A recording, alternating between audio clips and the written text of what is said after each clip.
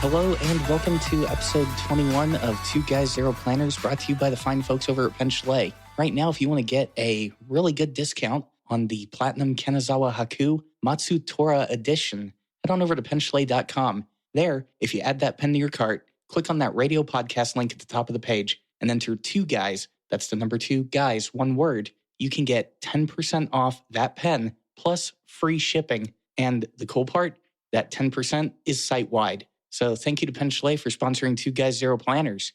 Hey, Urban, you got back from another vacation. Another vacation? Do I go to vacations that often?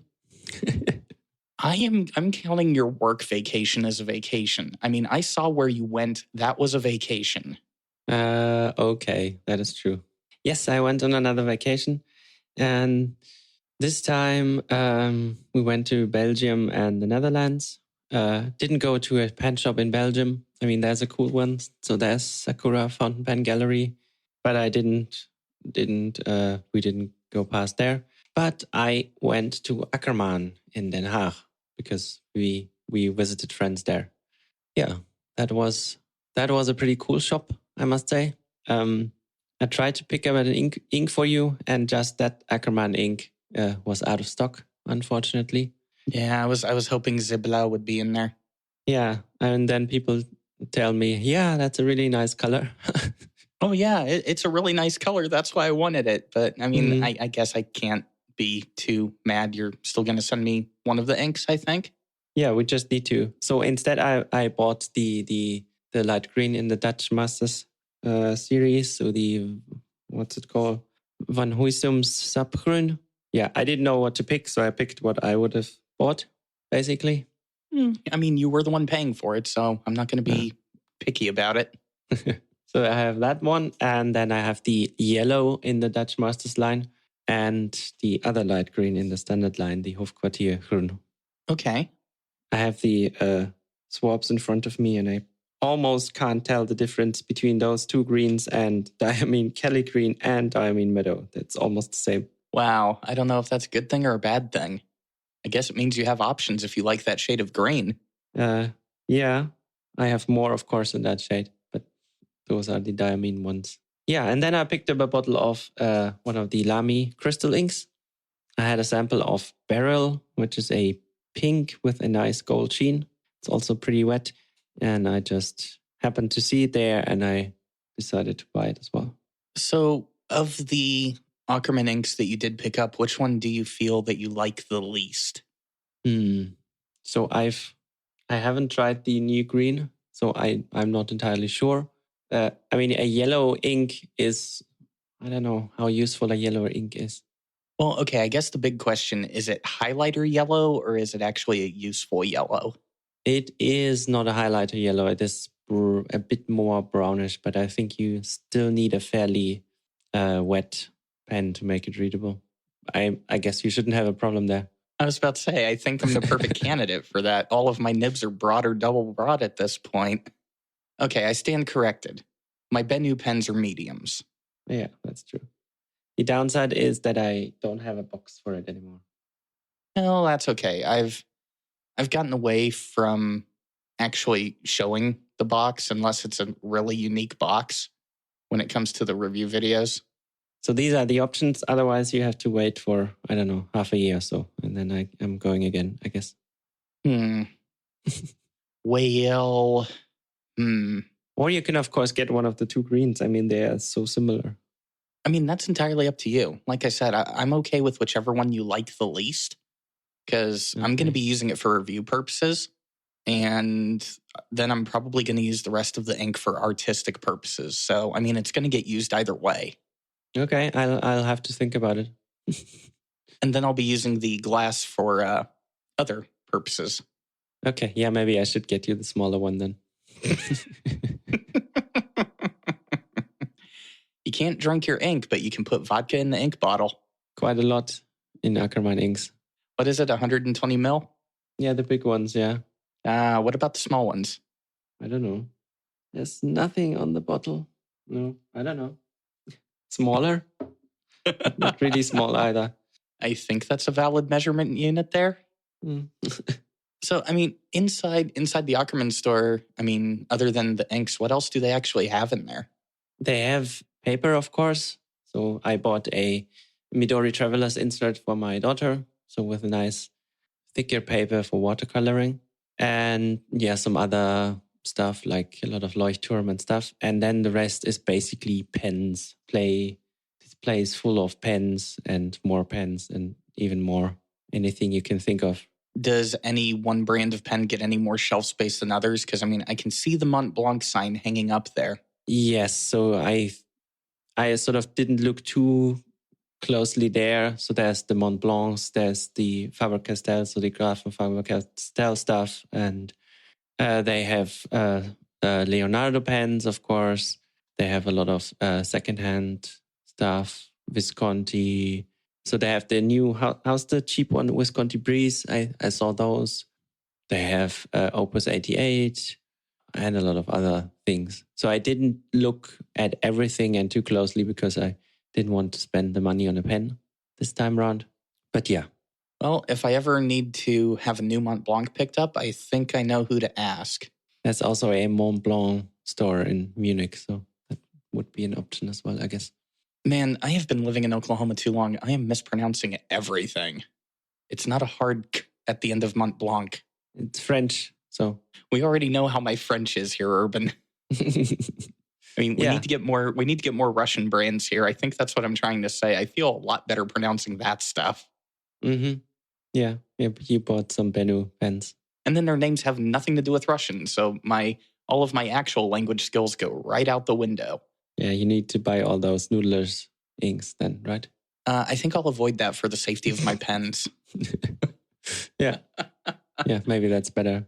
I also not only did I go to Den Haag, I also on the way back met up for a coffee with Annabelle Hiller, who lives in the Netherlands, and she's studying to be a gold and silver smith, precisely because she wants to be a nibmeister, and she currently does all the nib adjustments for Appelboom.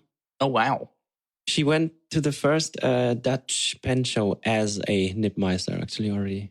And we had her on the show 2 times already. Yeah, so I also handed her two more pens to look at. So I have this double broad Pelican highlighter, so in the M200 series. Mm-hmm. And she turned this into an architect for me. And then one of my platinums, and I with a broad nib. Not sure what to do with that one yet, but yeah, something. Oh, wow. A double broad architect. Yeah, sounds fun, doesn't it? Yes, it does. I do have that double broad Nakaya. Huh. Yeah.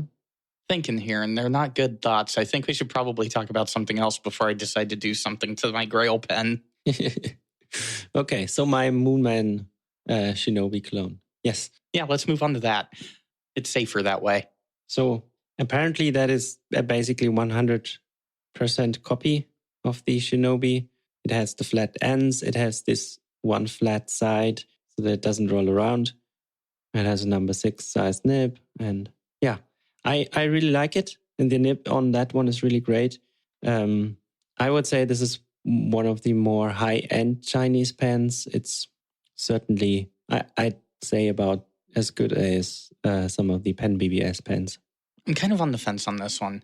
I mean, the Shinobi is a good look. The legitimate Shinobis are very beautiful looking pens. And I like the work that Sean does. Case in point, I wouldn't have bought a Townsend and kept it if I didn't like his work. Mm-hmm. But I don't know, man. It's one thing to see the Chinese manufacturers making copies of like Parkers and Schaefer's and older pens like that, and even like knockoffs of Twisby. But I don't know how I feel about, it's a good knockoff, I'll give it that. It's a very good looking knockoff. I just don't know how I feel about them taking the design from a smaller scale artisan maker. Yeah, I mean, it's not the first time that Moonman is doing that. So this mini pen, this Wankai, this is also a copy of a Japanese pen from a small manufacturer. I did not know that. I mean, on the other hand, now that I'm So I wouldn't have looked at anything like a proper Shinobi because to me this step up seemed a bit too big for me. Yeah. And yeah, now that I've tried it and it doesn't bother me at all, for me it's probably the other way around. I could see myself buying a proper Shinobi at some point. I will give you one thing. The reason I went with the Townsend instead of the Shinobi, because he did have one available at the time I was looking at purchasing one. It is that step. That step just looks like it could be insane. And my fingers are very sensitive to step height. Mm-hmm. And I didn't want to be putting that kind of money on a pen where I might be sitting there and immediately turning it around. I didn't want to catch and release something like that. Mm-hmm. Honestly, though, I see me picking up a Majestic from Newton here pretty soon. He's got some nice ones still available on his website, and I think I may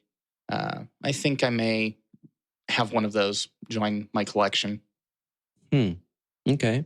Either that, or if you look on the production run Sumters.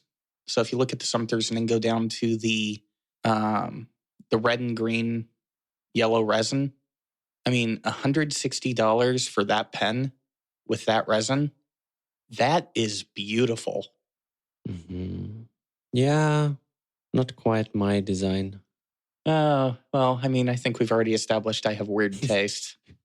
No, we just have different tastes. There is that. I don't know. There's something about that color. Did you get to go into any of the caves when you vacationed in Greece?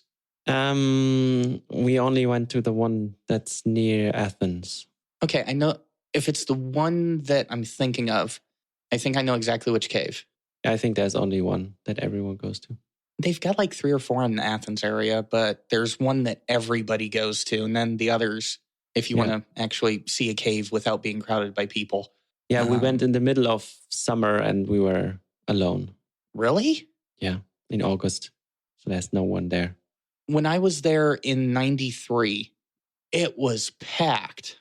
I mean, it normally is because apparently all the schools go there as well. Yeah, true. In August, no one is in Athens, basically, or the surrounding areas. Okay. Note to self, August, Athens, go see the cave again. I don't know if Athens at 40 plus degrees is a good idea.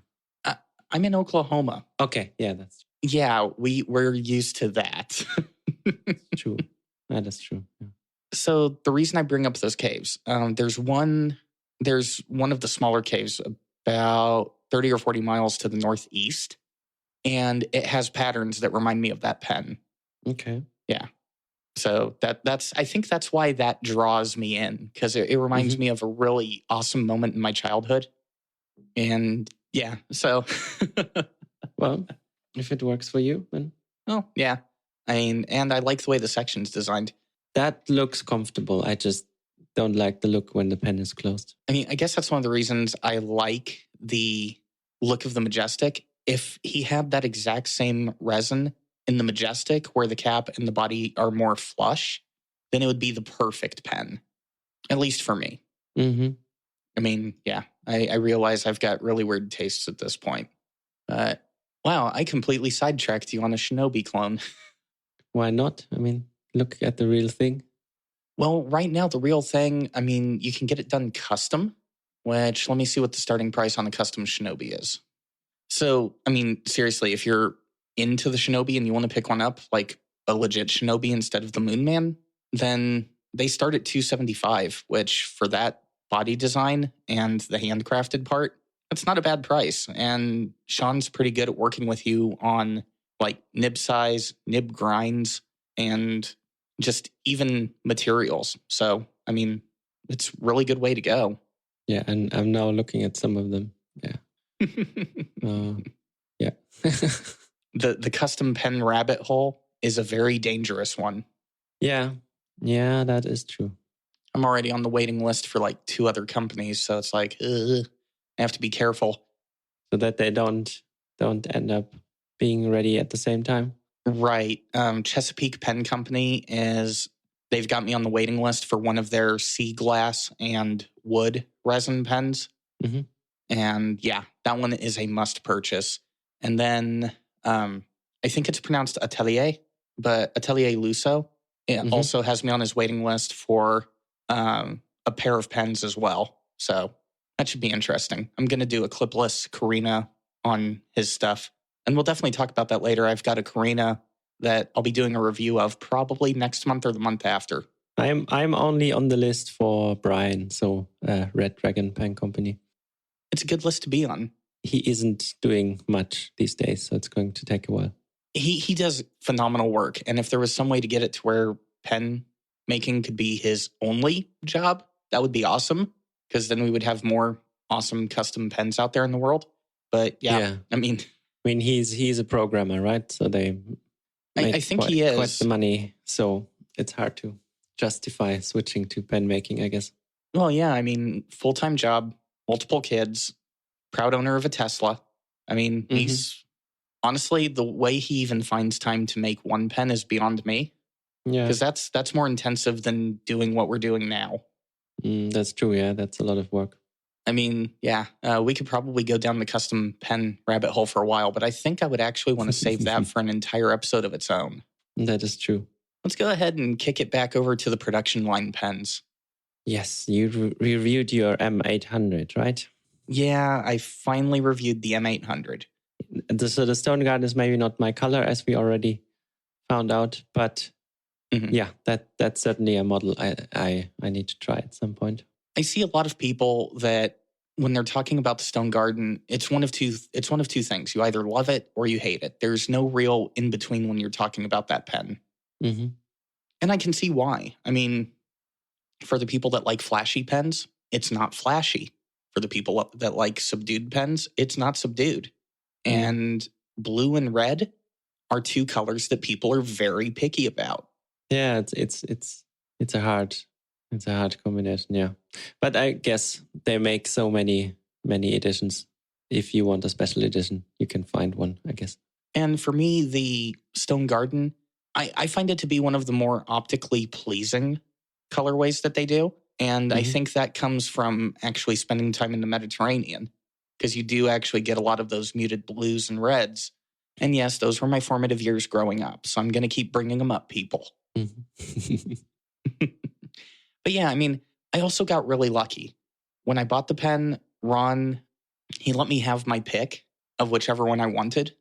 Ah, right. You were there, right? Yeah, that was when I actually went and sat down with Ron and did the yearly, hey, how are things? And that was a good time. I like going down to Pen Chalet and talking with Ron. He's a great guy, good personality. And the fact that he actually gave me the option of being hands-on with these multi-$100 pens to see which one I liked was kind of crazy. That is pretty cool. That's true. It really is. Now, that being said, if anyone buys an M800 from him, I did not get all touchy-feely on all the M800 Stone Gardens. I kept them in the plastic while I was looking at them. So no, you're not going to get my fingerprints. All right. But yeah, I mean, I got really lucky. The first one I looked at, it was close to the same marbling pattern, but the edges on the marbling were more rounded. And the one I picked was just jagged enough that it kind of reminded me more of the actual sand and rock look that I had grown accustomed to. And the actual marble floors, I mean, some of the marble floors that you see in Turkey and Greece are just amazing. And the chess sets. I mean, a good marble chess set. I need to get one of those. What can I say, man? Marble, that's another rabbit hole. If someone made a custom fountain pen out of marble, take my money. Okay. Isn't there a Visconti? I think David did a review. I think there is, but I'd rather have a company that does a little bit better quality control on their nibs. Yes, that's probably not a bad idea. Yeah. I mean, Pelican has quality control issues, and I think I brought that up in the video. But yeah, the broad nib I got on this one is perfect. Yeah, I got lucky on my M200s, so they were all perfect. Yeah, I think on the M200s, the steel nibs from Pelican are what you would expect from a nib. You actually get the size that you're expecting. But on those gold nibs, I hear almost what I would call horror stories about people going, oh my goodness, I've got a fine. It writes like a double broad. What's going on here, Pelican? And I mean, that's one of those things when you're paying $400, $500, $700 for a fountain pen. You kind of want it to be exactly what you were thinking. Yeah. So you would at least have to buy from a reputable dealer and not some kind of gray market.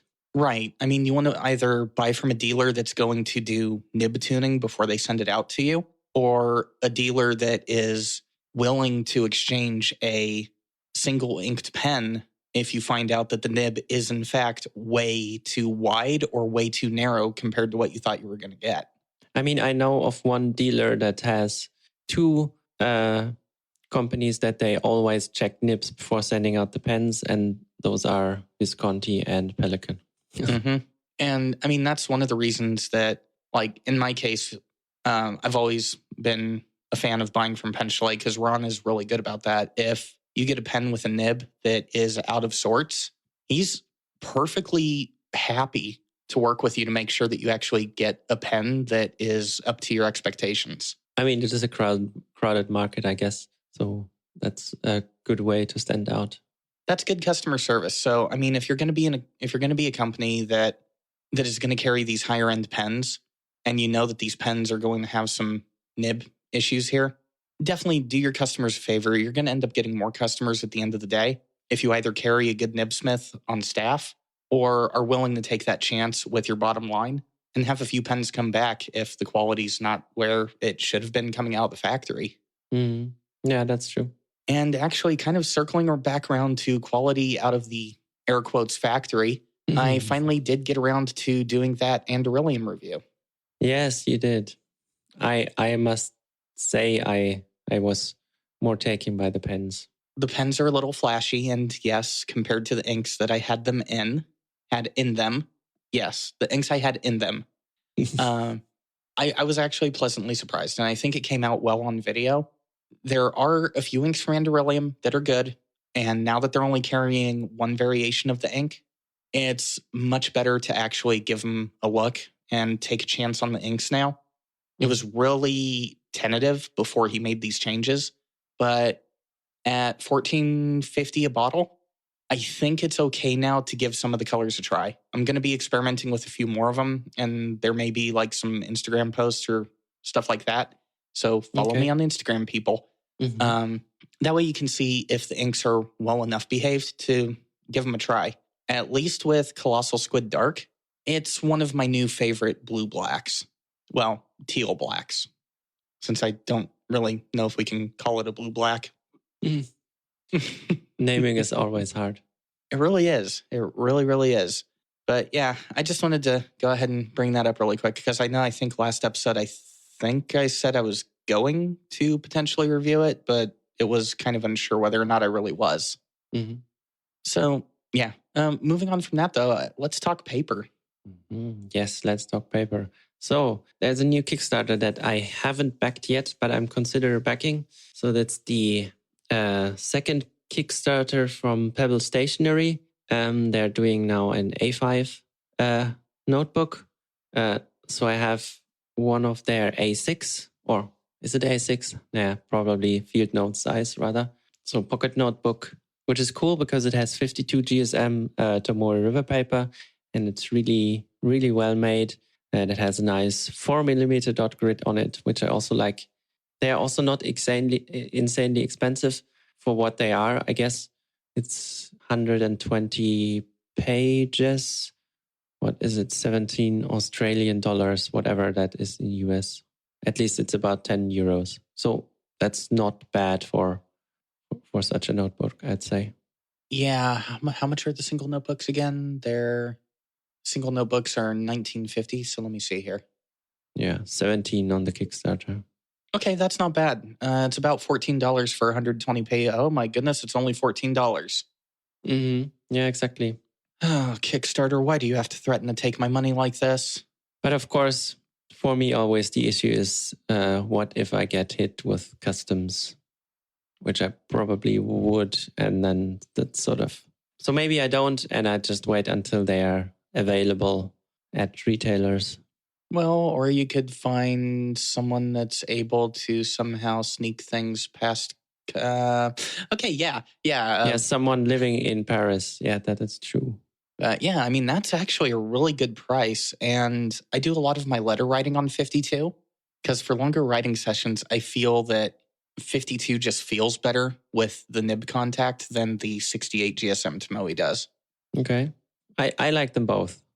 Somehow, Tomoe River, I don't know what it is, but pens just work much better on that paper for me. So I'm okay with the 68, but of course 52 is still a bit better. I've had a couple people accuse me of being a paper snob because I do all of my reviews now on Tomoe, except for the water tests. Mm-hmm. There's a reason why. Tomoe River paper is becoming a bigger part of the paper market in the fountain pen world. It really is. And more people are going to be picking up Tomoe River papers. So if you're reviewing an ink or you're reviewing a pen, then I'm going to be looking at how is my review going to be looked at in the future. And if Tomoe River paper continues to grow the way it is in how much of the community is talking about it or how much of the community is using it, then it kind of helps me future-proof my videos, making sure that I'm using Tomoe River paper. Plus, it's good paper, yeah. Yes, plus it's good paper. When I buy notebooks, I really have to think, do I really want to try a new paper or should I just stick to Tomoe River? Because I know it's good and it works. Exactly. I mean, at this point, I'm down to 2 papers, Tomoe River paper, and then for water tests, number 16 Rhodia dot pad. I mean, I still try various things, but I think I'm also I'll reduce those experiments. I mean, I'll probably do 1 or 2 per year, kind of just a paper roundup situation. But as far as like everyday writing, it's going to be Tomoe. I mean, for scribbling stuff, sort of taking notes at work, random stuff that I throw out when the page is full, I use Fabriano. So they have these A5 pads, which are nice. They're not the best paper, but for that purpose, they are really good and cheap. For work purposes, and not actual work because I work in a paperless company, but work outside of work, I do use my blank slate paper company notebooks because I designed those specifically for how I take notes when I'm mixing something or editing something. So that's purpose-built notebook paper. Yeah. But yeah, outside of that, everything's Rhodia or Tomoe, mainly Tomoe. But yeah. And I think really the only time I'm ever going to experiment is if there's a new type of paper. So I know I need to probably get my hands on some bank paper at some point so I can do a video on that stuff. You need to remind me. I'll send you some when I send you the ink. Okay, yeah. Wow, I totally forgot you had bank paper. Yes. Oh, wait, you even wrote a letter to me on this stuff. And you tried it and said, I don't know. Yeah, I just don't have enough left to actually do a review on. Yeah, I can send you a few sheets. Yeah, I need more. Note to self, get Urban to send more of paper I'm not a huge fan of, but we'll try again anyways. Yeah. So, you know what we ought to do before we wrap it up tonight? Answer questions? Yeah, let's go ahead and go through a couple. The first one we've got here is from Phil, my co-host on Philosophical and occasional guest on Hypothetical, and all around interesting dad joke person that needs to realize you can't stockpile sleep. It doesn't work like that. No, it really doesn't. No, it doesn't. But anyways, Phil asked us, when are we going to start using planners? Yes, good question. So I have this really nice A5 sized Hobonichi for this year that I stopped using after a month or so because I realized that this 1 page per day layout and anything related to dates just doesn't work for me. I use a bullet journal for work. I have this journal that I write stuff in, well, just as a journal, and they're both, dot grid notebooks that don't have any dates in them. Of course, I do have appointments and stuff like that, but even for me, this is all digital because it just needs to be shared with my wife for the private stuff and then everyone at work as well. So it just doesn't make sense to have a proper planner, at least for me. And I think that's actually one of the reasons I don't use a planner either. The weather here is so consistently inconsistent that unless I'm going to spend money on a weatherproof bag, which thanks to Noodler's Rome Burning, I have found can even fail in those conditions, I'm not going to put myself in a situation where, okay, I've got a planner that has a good chunk of the important parts of my life into a bag at the beginning of the day and then step outside at the end of the day at work into a monsoon and have everything ruined, which has happened to me. Okay, yeah. Everything I keep on my phone, because my phone's automatically synced with Google Docs, if anything does happen to that phone, I've got backups that can be accessed anywhere I go.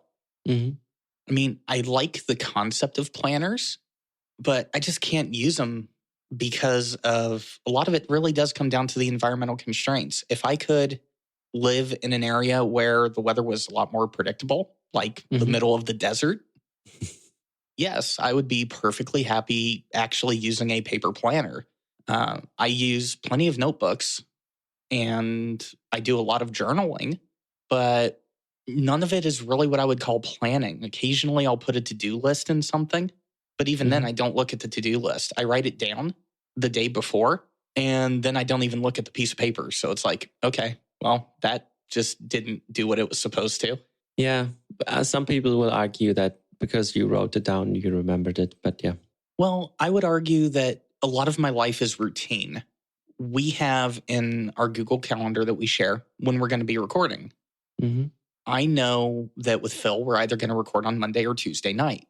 I know with Michael, I'm going to get an episode of Hypothetical for editing either Thursday or Friday night. And I know roughly when I'm going to be editing and posting those shows. Same thing with YouTube videos. Sunday and Monday are YouTube day. Yeah, that's true. If everything is a routine, then you probably don't need a planner as well. That's true. Yeah. Yeah, I mean, pretty much my entire life is eat, sleep, puppers, work, social. And when I say social, I don't mean other human beings. I mean like podcasts and YouTube. Yeah. Other people would be crazy. That's true. Yeah. Yeah, don't get me started on other people. So, Phil, short answer to your question, the answer is no. Just no. Do you remember, was it intentional that we put that into the show title? Oh no, I think we were bouncing around quite a few ideas and that one just popped up and I think we both had a moment where we were like, that's actually funny. Let's use that. I don't know why it became a thing, but it became one of those we realized after the fact that neither of us actually use a planner. Yeah. So the next question, oh my goodness, I'm horrible with usernames. Carissa or Chaotic. Yes, we'll go with what you said. We actually have two questions. First one, if you could design a wax seal, what would it look like? Yes, so for me, it would look like the wax seal I have now, I guess.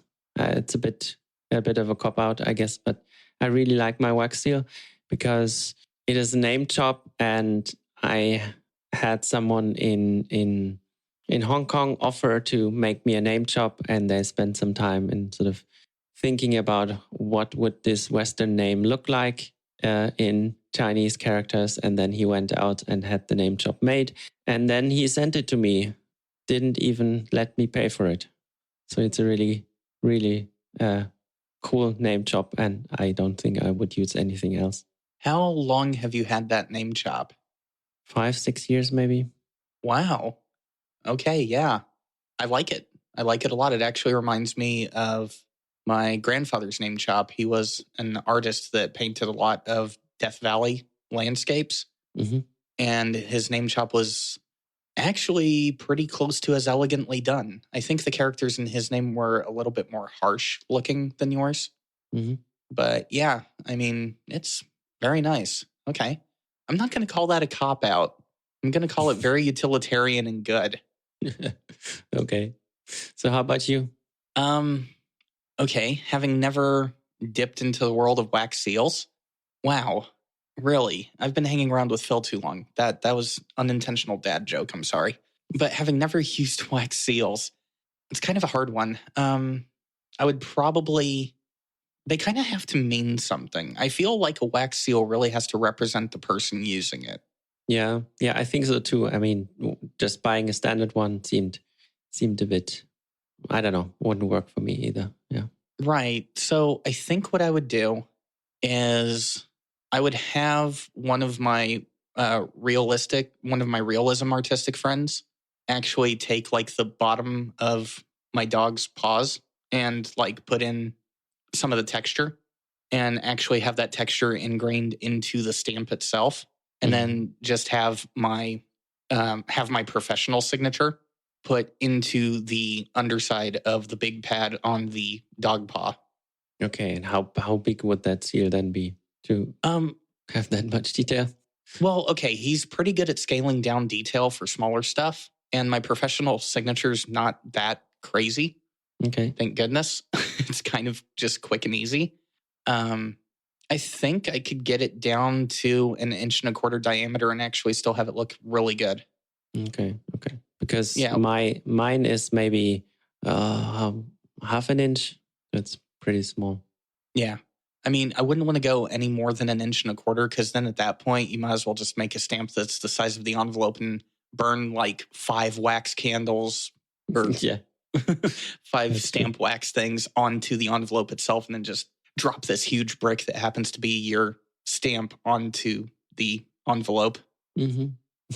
That's true. At that point, I think the Postal Service would be charging you package rates. That's true. So there you go. Urban actually has a sensible stamp. Mine would actually take a little bit of talent and planning to make sure it actually looks good at wax seal levels. So that leaves the second question from Carissa, which is sort of timely because it's just happening now. So the question is, what do you think of the new sizes for Midori cotton? Yes, so Midori cotton is a paper that I think has 20% cotton fibers in it, made for Midori. So it's, as far as I know, I must say I haven't tried it yet. It's whiter than their standard notebooks, and there are a lot of people that really like it. And they used to come in, I think it was A6, B6, and A5, or maybe some other size, maybe A4. I don't know, some sizes. And now they decided to change it all up and do their own sizes that are not standard at all. They went and F'd it up. Yes. F0 and F2? Yes. The biggest question I have would be, why? I don't know. If you wanted to be cynical about it, you would say they did it so they could sell their own covers.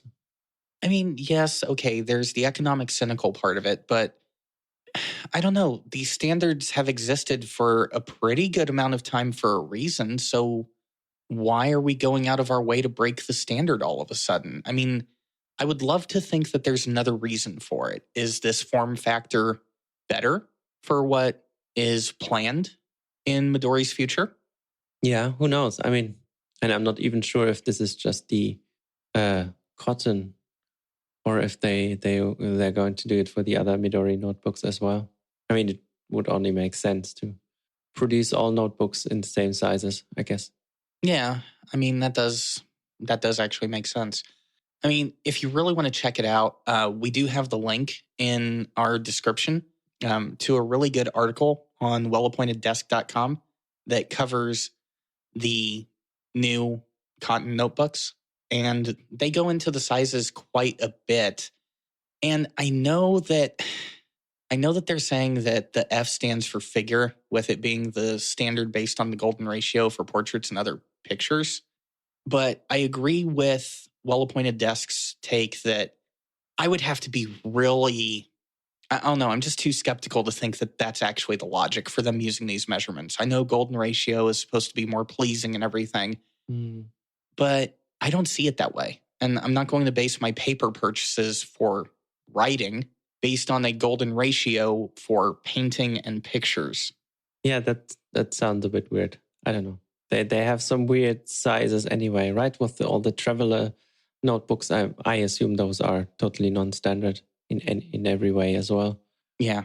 So, and I mean, I want to get my hands on the actual paper itself, cotton paper is one of those things. The cotton papers that I have tried have actually been really pleasing to write on. And I haven't had any real feathering or bleed issues on cotton papers. So a part of me actually wants to get these and see whether or not it lives up to my expectations of what a cotton paper should feel and write like. Now I think I should have gotten one at Ackermann. I mean, they had them. I held it, but I thought, yeah, do I need another notebook? Not right now.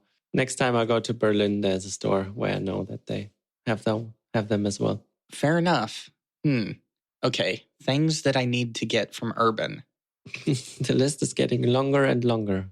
Yes, bottle of ink, bank paper, notebook, an actual book on the French language so I can quit mispronouncing that one ink brand that I'm not going to pronounce again because I don't want to mispronounce it on another episode. It's not Gerbin anymore. It's just Herbin, right? And the other line is Jacques Herbin. So that's the change they made now? I think so, yes. Okay, we're going to have to visit that because that may make my life a lot more easy when it comes to doing reviews. Yay.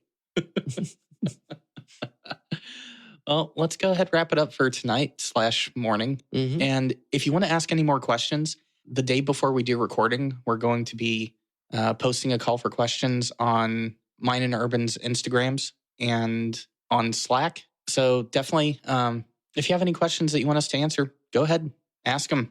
Nothing's too crazy. Well, I mean, at some point we're going to be, well, okay, it's a crazy question, but I mean, at some point I really do want to at least say I answered one of his crazy questions on a podcast. That's true. That's true.